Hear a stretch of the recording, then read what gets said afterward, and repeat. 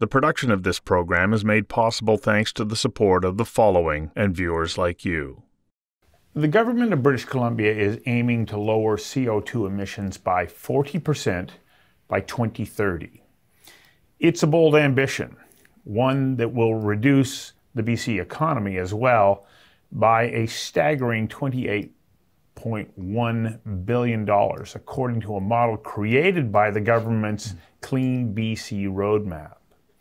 Ken Peacock, the Business Council of British Columbia's chief economist, examined the model and discovered the stunning numbers.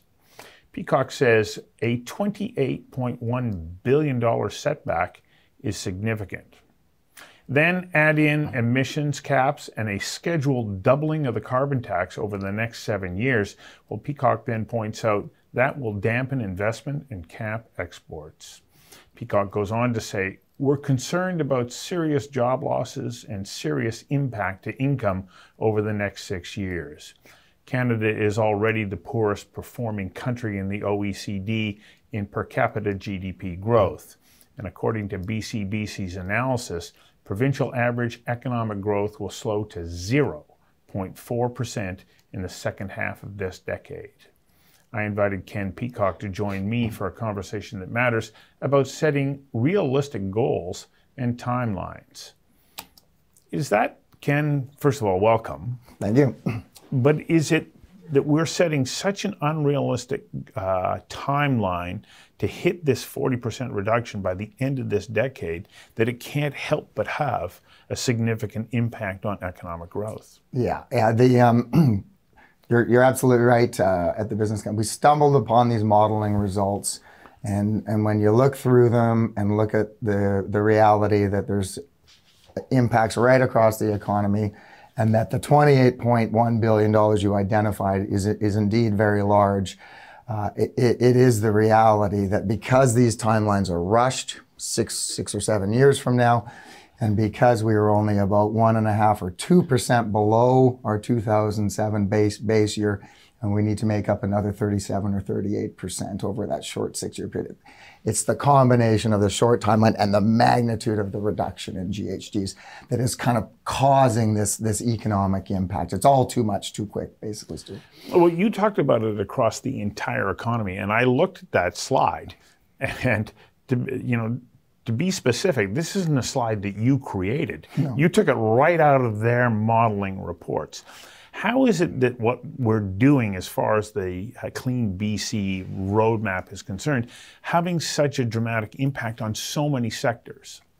Yeah, it's this, there was a couple things, and we'll get into it later probably, but when we literally stumbled upon these modeling results, they're in an Excel spreadsheet. It's very unusual to produce these results in an Excel spreadsheet with no documentation or discussion, and then just post it in kind of an obscure, hidden out of the way spot on the government's website. That's a bit unusual. So the first surprise was opening up and stumbling upon that website and seeing the magnitude of the top line number. But then the second surprise, equally concerning, was the fact that every sector in the economy is smaller under this CleanBC plan than it otherwise would be. And in particular, the foundational export sectors are really hit hard. So our mining, our forestry, our natural gas, and even agriculture, all of these are dampened down. And then you get these negative spin-off effects when you kind of hollow out or damage those foundational sectors. So the result is literally, they in the model results, there's 24 different sectors. Every one of them is smaller under the CleanBC scenario, except for electricity generation and electricity transmission. And that makes sense, of course, because CleanBC is electrification plan as well. So we talk about that there's going to be this reduction in the economy, but if one of the hardest hit sectors is those export sectors, that has a compounding problem on the economy as well, because the only way that economies grow is that you're bringing extra money in. Absolutely. And if we're actually limiting the opportunity to bring in that extra money, it's like a double whammy. It's a double whammy, yeah. It's, we've done a lot of work at the Business Council over the years on this, and when you're a small trade-dependent economy like BC is, the way to prosperity and additional wealth and prosperity and job growth is through growing that export base. Because if you're just servicing the domestic market, there's by definition, you can only expand so much population growth or whatnot. But attracting capital investment, building facilities, mining activity, tourism, all these things, anything that generates export revenue provides a big lift, adds to productivity. Typically, export sectors pay higher wages. So all of this is very good and positive for the economy. But under the CleanBC plan, these foundational export sectors, I mean, not to get into it too much, Stu, but so far I've been talking about the economy being smaller. There's a reference scenario in the modeling work, and then there's a scenario with the CleanBC policies. And I've been talking about the difference between those two. But in these foundational export sectors, the reduction in investment and the reduction in the expansion of economic activity, it's actually not expansion, is so large under the CleanBC plan that the mining sectors and some of these others are actually smaller in 2030 than they are in 2020. So this isn't a decline compared to a base scenario. This is outright decline. The sector smaller in 2030 than it currently, or than it was in 2020 or even 2025. So this is a world of closing down mills, which mills operate at halftime, which communities have job impacts and dislocations. It's very much the case when you dampen down investment that much into that degree. Well, do we have an estimate on what the job losses will amount to? Yeah, that's a good question. So the modeling work is silent on jobs and the job impact. I've taken a run at trying to develop some estimates. It sort of looks like over the decade, it would be a couple 100,000 fewer jobs, 200,000 fewer jobs. 200,000? Yeah. It's because of the 28 billion. So that's over the decade. But if we look between, say, because we're already at 2023, almost 2024, if we look between what the modeling is saying between 2025 and 2030, 120,000 fewer jobs as a result of the CleanBC plan. It's a very plausible estimate, completely in line with the modeling results in terms of GDP impacts. The production of this program is made possible thanks to the support of the following and viewers like you. So we know that per-capita recently, Canadian Chamber of Commerce said Canada has now developed a reputation as a no-can-build place. That there's nowhere that we can build. You talked earlier about investment not coming here. Mm-hmm. This is a very real concern. And so then you add in these further costs and complications. What's the likelihood of us attracting new capital? This is the fundamental challenge.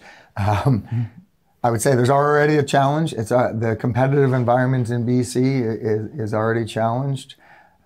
You can see that in the forest sector in particular. There's not a lot of capital that's flowing south of the border for investment. Well, and we also know the BC lumber giants aren't even investing in British Columbia. They're investing elsewhere. That's right. Yeah. So that's already known. That is already known, and it's clear and evident in forest sector. Mining is a very, very good opportunity for British Columbia. Lots of upside opportunity, but what you were speaking about a moment ago is definitely the case. Challenges advancing permits and getting them done in a timely manner and other complications.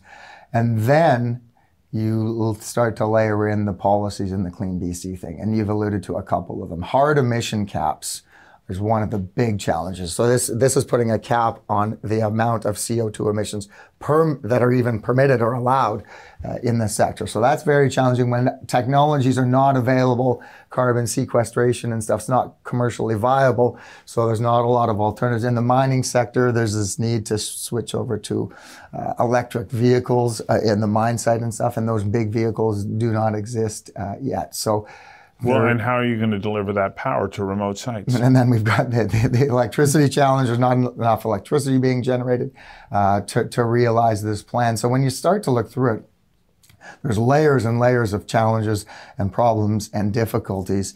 And getting back to your kind of question or your point, the cost, you quickly get to the question of whether a project is financially viable, just because of the cost and complications. And there is some work coming from completely independent sources out of our large banks, the Bank of Montreal. Their investment element or wing of the bank there did a very careful analysis of the viability to invest and make advance large projects in BC. And they essentially come to the conclusion that for much of industry, it will not be investable. It cannot work. Given the framework of this output-based pricing system, hard caps, $170 a ton carbon tax, standards, layers, stretch goals, all these things make it very, very difficult. Well, so that's mining, which you might go, okay, well, it has an environmental footprint. One of the objectives here in British Columbia for quite some time, but really ramping up now, is the development of a clean hydrogen or green hydrogen sector. We've got a major Australian investor who wants to build just such a plant up near Prince George. And it's as though this is the ideal project that would fit in with the CleanBC Roadmap, and yet now the roadblocks are starting to appear. And it's putting that investment potentially in jeopardy. What's the message that we're sending? We are sending a message to international investors and international capital that right now BC is a hard place to advance projects for some of the reasons we've cited. And it could, and if the CleanBC plan is implemented in its current the way it's currently envisioned, it will get much, much worse. The production of this program is made possible thanks to the support of the following and viewers like you. So for somebody who's listening up to about this point, and they might go, there's a couple of guys who are they're climate deniers. They're not really concerned about the environment. They're just pointing their finger at the economics. I think it's Roger Pilkey Jr. calls this friction point between climate policy and economics the iron law. And he says, unfortunately, climate policies always lose when it starts to come down to the cost to individual taxpayers and voters' quality of life. And so my concern is that people will want to dismiss this as being, okay, you don't care. But that's not what we're saying. That's not what we're saying. What we're talking about is the challenge really the fact that we're trying to do this by 2030 rather than by 2050. And what happens if we set our sights on a far more realistic goal? I think this is exactly the question. So thank you. Thanks for bringing that up. No, this is not a question of obviously the climate is changing. Obviously there's concerns, and obviously we need to pay attention to reducing carbon emissions, and that needs to be a global effort. And BC and Canada need to play the role. Absolutely. But, yeah. So let's make that clear, and that is certainly the case. But when you start to get into the costs and these 6-year timelines, and then you start to recognize the proportion or share of BC's greenhouse gas emissions in the global landscape, and it's very, very small. So it becomes, I think, very reasonable to ask, whether we should rush headlong so quickly when there's good evidence that it'll be economically destructive. And it's not our evidence, it's the government's own effort to understand what the implications are. And I mean, to think that they didn't work hard on it would be foolish. I mean, this is multiple rounds of modeling. This is bringing in other people from other areas to try and understand it. I wasn't involved in it, but I can tell you almost with certainty they would have, many iterations, hundreds of thousands, millions. So this is the best effort to understand what's going on. And when it's signaling a $28 billion hit, perhaps we should recalibrate a little bit. Well, not only did you discover it, and as you pointed out, it looks like it was exhaustive work. It is. And it was hiding in plain sight. But they didn't announce it. They didn't come out and say, okay, this is what we're going to do, but be prepared. You're all going to have to pay a bigger price rather than is on top of the carbon tax that you're paying now. There is going to be a significant economic impact.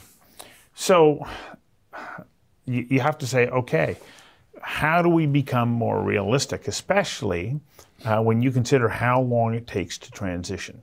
What are the challenges that we need to keep in mind when we set longer timelines, or maybe moving those challenges aside, in building out the infrastructure that's required for us to achieve our goal? We'll come back to that. The infrastructure resiliency and building out to resist more extreme climate events, and I think is an important piece of this. That's where some of this comes. But the long term build out, I think we need time for technologies to emerge. And companies and businesses to adapt. But I think if we're going to think about moving forward, we need to be honest with ourselves and understand BC's situation. Okay, so early on, let's go back to 2007. It was the Liberal government at the time announced they were going to introduce a carbon tax. Finance Minister Carol Taylor. Right. And then 2008, it was brought in at $10 a ton. Revenue neutral. On a revenue neutral principle. Right. And at the time, the Business Council said it was important to understand BC already had a low carbon content products, low carbon grid because of our hydro. Right. We were very fortunate to have this hydro. So there was never right from the beginning a lot of options for switching away because we were already largely electrified with clean energy. Other jurisdictions have switched from coal to natural gas. They Alberta being one of them. Alberta. So you said BC never had that option. And then in addition to that, we have had a carbon tax in place for 15 years. So there was not a whole bunch of low-hanging fruit, but because of the effect of that carbon tax over the 15-year period, companies have made investments, they have moved to reduce emissions, so that sort of medium-level fruit has already been harvested. That brings us up to 22, 23. Everything that's left is high-cost abatement. Because of our low starting point, we've had this carbon tax. This is another reason that the economic damage is so significant. Well, and that reality has to be recognized. Right, and that carbon tax is no longer revenue neutral. Right. It is a tax. And so they've now taken that tax from what was supposed to be an environmental initiative and drawn it into general revenue. Absolutely. And for a long time, I used to say to my colleagues and conversations over coffee, it's one thing when the carbon tax is $30 a ton, government's collecting $1 billion, it's a revenue neutral system, they're giving a little tax. It is an entirely another situation when the carbon tax is 65, 70, 80, they're collecting $3 billion, going up to $6 billion, and it's non-revenue neutral. This is a big tax grab. And then if you read the CleanBC plan, there is an inordinate amount of central planning-like activity. We're channeling this money here, this amount above $30 a ton goes here, there. It really is astonishing. The complexities and the reshuffling of money around in that plan. It's quite remarkable.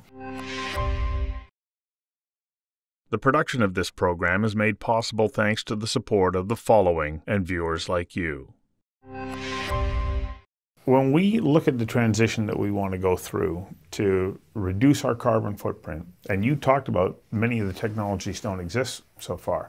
If we move too quickly, we run the risk of investing in technologies that may get stranded, and at the same time strand existing resources. How much of a threat is that? Yeah, that's a good question. I don't know if too many existing resources. I guess what will happen is they will be depreciated more quickly if they're too costly to operate some of these big assets. I don't know. I haven't really thought too much about the risk of what is going to potentially be stranded. I've been so focused on the risk of what we're not going to realize that I haven't really thought so much about what potentially could get stranded. But it's also a very real concern, I would suspect. Well, so let's also take a look at LNG Canada. It's getting close to coming online and producing a product that reduces the amount of carbon fuel that's required to produce the same amount of energy as coal or oil. And this is where the green equation around LNG comes in. We were going to have 7 or 8 of those kinds of projects built out. We're only completing one, and we're still waiting for the Haisla Nation to give us their final investment decision on Cedar LNG. And wood fiber, I think it's going to go forward.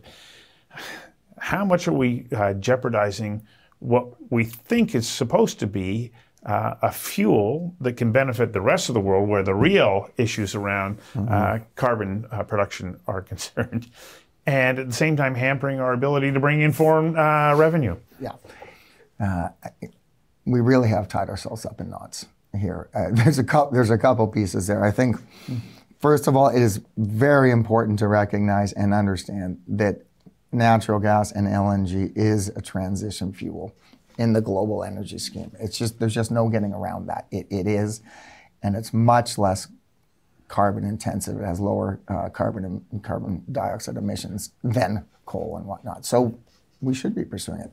But it gets a little bit more perverse than that because of BC's hydro grid, because we are already electrified, and this is something that's been especially frustrating. At the Business Council, we worked very closely with government for 2 or 3 years, intensely, confirming and analyzing and proving that BC's products are comparatively lower carbon than competing jurisdictions. Right. So not only is it the case that LNG is good for the global environment and global climate agenda, but BC's LNG is actually lower carbon content than pretty well every other jurisdiction in the world. So as you know, and it's also the case that if BC doesn't fill some need for global demand or meet that market, another jurisdiction will. So it's a bit of a subtle market, but so at the margin, I'm not claiming this is going to save the world and BC's the solution to the climate problem. But at the margin, more BC is actually good for the globe and global climate emissions. And we are doing everything in our power to make less BC out there in the global marketplace. So that's weird too. That's a challenge. That's something I'm really struggling with right now. Well, it will be interesting to see how the government responds to this, whether or not they might start to change their focus on these targets. And dates, but they may not. And then, what the consequences are to individuals, because really this is what it comes down to.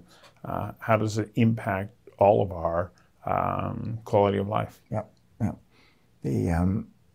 The reality is, too, if we look back over the past 5 or 6 years, the large capital investments, the projects, LNG, pipelines, Site C hydro, those are the big ones. There's a few others in there as well. These have provided a very identifiable and very significant lift to BC's economic growth. For about 6 or 7 years now, they've added about 0.5% to economic growth. So if you kind of back that out, BC's goes from having an above average growth performance in the Canadian context over the past 5 years to a very average, if not slightly below average. There's nothing in the pipeline. There's nothing in the pipeline. No, this is the problem. Yeah. I wish that you had a brighter conversation with me right now, but it's the reality, and I think it's about time that we start to pay attention to it, with not saying, oh, if you don't buy into this, you're a denier, but let's set realistic timelines so that we can achieve them. Because if we fail, then everything fails. Do I have time for one more thought? Sure. The thing I also struggle with is, and rightly so, part of this whole CleanBC Roadmap 2030 plan very much is embracing clean energy, clean technologies, and there's a lot of talk that that's going to be a growth sector. Absolutely the case. But what I struggle with is trying to advance the clean tech sector and grow. Where will it be more successful, and where will we have a brighter and more vibrant clean tech sector in an environment where all other industries are smaller and stagnant and smaller than they otherwise would be, but there's this beacon of light in the clean energy, clean tech sector, or all these sectors are vibrant and growing and export, and our LNG is contributing to reducing global warming, and we have a vibrant clean tech sector. The latter seems much more likely in the latter world that the clean tech sector is going to have more success. At least it feels like that to me. I agree. Thank you.